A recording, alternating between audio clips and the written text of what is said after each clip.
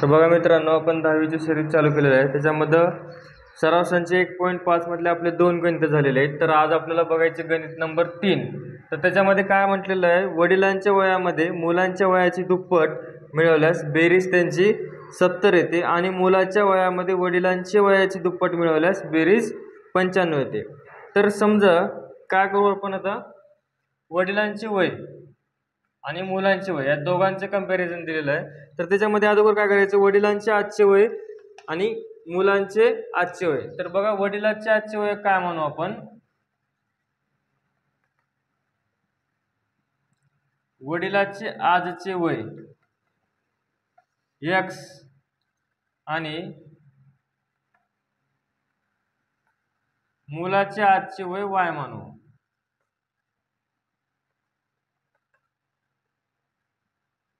आता हे दोन आपण काय केलो, फक्त त्यांची वयवारी मांडलो. तर की वडिलांचे आजचे वय x मानलो आणि मुलांचे आजचे वय आपण मुलाचे y मांडलो. तर त्याच्यामध्ये पहिली अट काय म्हटले त्यांनी, दिलेल्या पहिल्या अटीनुसार. आता पहिली अट काय म्हटले त्यांनी, वडिलांच्या वयामध्ये मुलांच्या वयाची दुप्पट मिळवलं असता त्यांचं काय येणार आहे, बेरीज 70.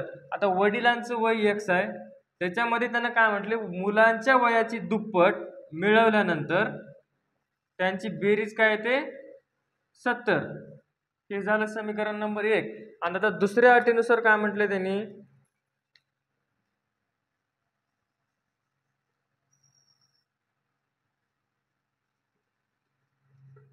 दुसऱ्या अटीनुसार मुलाच्या वयामध्ये, आता मुलाचं वय काय म्हटलो आपण y, मुलांच्या वयामध्ये वडिलांची दुप्पट मिळवल्यानंतर त्यांची येणारी बेरीज किती आहे, 95 आहे. हे झालं समीकरण नंबर 2.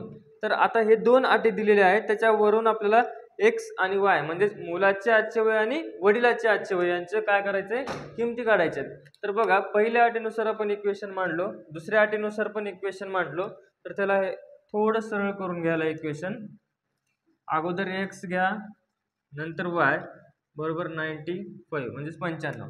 आता आपल्याला काय करायचंय, एक सामायिक समीकरण सोडवण्याची पद्धत आपली काय, कोण्याही एका पदाचा सहगुणक सारखा आहे का बघा.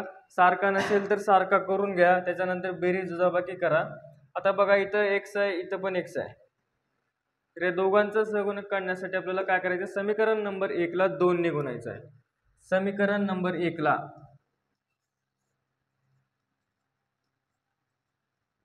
2 ने गुणून, आता समीकरण नंबर 1 काय, x अधिक 2y म्हणजे त्याला 2 न गुणाकार करायचा. 2 न गुणल्यानंतर काय येईल, 2x अधिक 4y बरोबर 7 म्हणजे 70 ची दुप्पट 140. हे झालं समीकरण नंबर 3.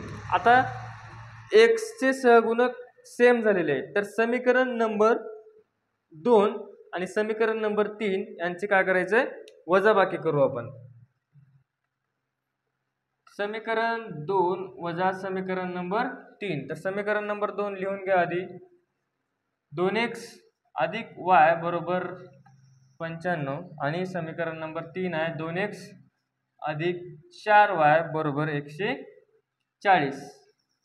आता वजाबाकी केल्यानंतर x चा सहगुणक सेम असल्याने x कटला, तर काय राहिला, इथे 1 राहिला. 1 मधून 4 गेले, जात नाही. 4 मधून 1 गेले 3y. आता उत्तर काय येईल, मायनस मध्ये, कारण छोट्या संख्येतून मोठी संख्या वजा केलो आपण. तर इथं 140 मधून 95 काढा, 10 मधून 5 गेले 5 उरले, 13 मधून 9 गेले 4 उरले.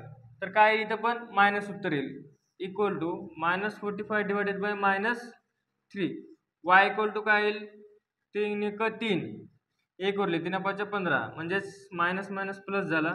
y ची किंमत किती आली आपल्याला, 15 भेटली. तर x ची किंमत काढण्यासाठी y ची किंमत समीकरण नंबर 1 मध्ये ठेवा. y बरोबर 15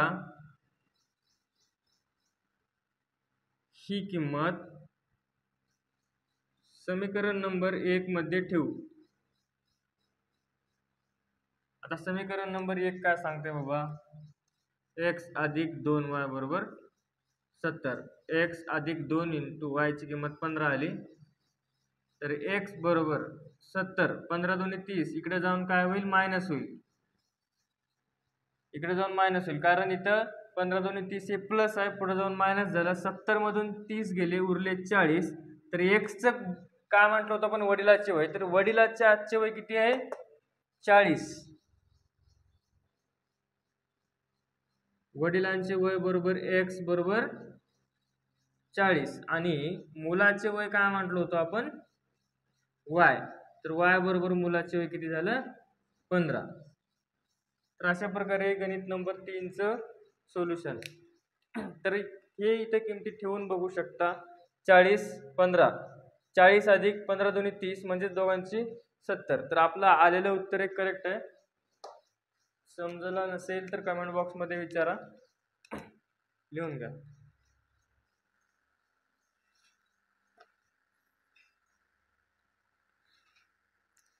अशाच प्रकारे अजून एक चौथं गणित आहे.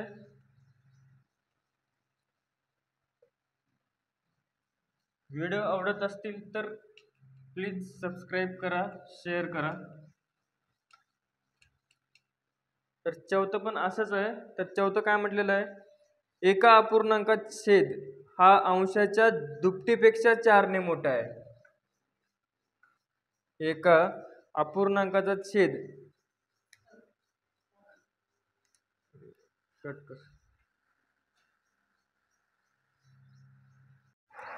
तर क्वेश्चन नंबर 4 आहे, एका अंशाचा आता अपूर्णांकाचा छेद हा अंशाच्या दुपटीपेक्षा 4 ने मोठा आहे. हा पहिली अट आहे. आणि त्याच्यामधली दुसरी अट आहे की अंश आणि छेद दोन्ही 6 ने कमी केले असता ते अंशाचे 12 पट होते, तर तो अपूर्णांक काढायचा. तर अपूर्णांक काढायचं काय केलं, अपूर्णांकाचा अगोदर अंश आपण एक्स मानला आणि छेद हा वाय मानला. तर दिलेल्या पहिल्या अटीनुसार, आता पहिली अट काय म्हटले, छेदापेक्षा अंशाचे दुप्पट, त्याच्यापेक्षा 4 ने मोठा आहे म्हटले अंश. तर छेद आपण वाय घेतला बरोबर 2x अधिक 4, हे पहिलं समीकरण झालं पहिल्या अटीनुसार. आणि त्याच्या दुसऱ्या अटीनुसार, दिलेल्या दुसऱ्या अटीनुसार अंश आणि छेद दोन्हीही 6 ने कमी झाले आणि छेदापेक्षा अंश हे काय म्हटले 12 पटीने अधिक होईल. म्हणजे 12 पटीने म्हणजे त्या 12चा गुणाकार केलो आपण अंशाला. तर अंश काय म्हटले 6 ने कमी आणि छेद पण 6 ने कमी. तर दिलेल्या दुसऱ्या अटीनुसार समीकरण तयार झालेलं आपलं, आणि त्याला आपण काय केलं, सोल्युशन करून घेतल्यानंतर आपल्याला समीकरण भेटलेलं आहे 12x वजा y बरोबर 66. हे समीकरण नंबर 3. तर हे दिलेल्या क्वेश्चन मधल्या दुसऱ्या अटीनुसार आपल्याला समीकरण नंबर 3 भेटलेलं आहे. तर त्याच्यानंतर आपण काय केलो, तर याच्यामध्ये वायचे सहगुणक आपल्याला सारखे भेटलेले आहेत समीकरण 1 आणि 3 मध्ये. तर त्याच्यामध्ये समीकरण 1 आणि 3 यांची वजाबाकी केलो. तर वजाबाकी केल्यानंतर समीकरण 1 सरळ स्वरूपामध्ये मांडल्यानंतर 2x वजा y बरोबर -4 हे भेटलं. आणि समीकरण नंबर 3 12x वजा y बरोबर 66, यांची वजाबाकी केल्यानंतर आपल्याला हे काय झालं, 2 आणि 12 याची छोट्या संख्येतून मोठी संख्या वजा केली म्हणून -10 उत्तर आलं. इथं पण तेच पद्धत, -70 म्हणजे x ची किंमत भेटलेली आहे आपल्याला 7. तर x ची 7 ही किंमत समीकरण नंबर 3 मध्ये ठेवलेलं आहे. तर समीकरण 3 काय आहे, 12x वजा y बरोबर 66. त्याच पद्धतीने फक्त x च्या जागी 7 किंमत ठेवलेली आहे आपण. त्याच प्रकारे y ची किंमत आपल्याला भेटलेली आहे 18. तर तो अपूर्णांक x अंश आहे आणि y हा छेद आहे. तर x ची किंमत 7 आणि y ची किंमत 18 आलेली आहे.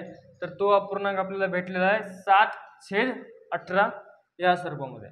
तर एकदम सोप्या पद्धतीमध्ये गणित शिकवलेलं आहे आपण. तर लाईक करा, सबस्क्राईब करा, धन्यवाद.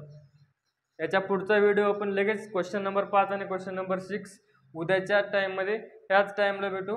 उद्याच्या पिरियडमध्ये क्वेश्चन नंबर 5 आणि क्वेश्चन नंबर 6 आपलं घेतलं जाईल. धन्यवाद.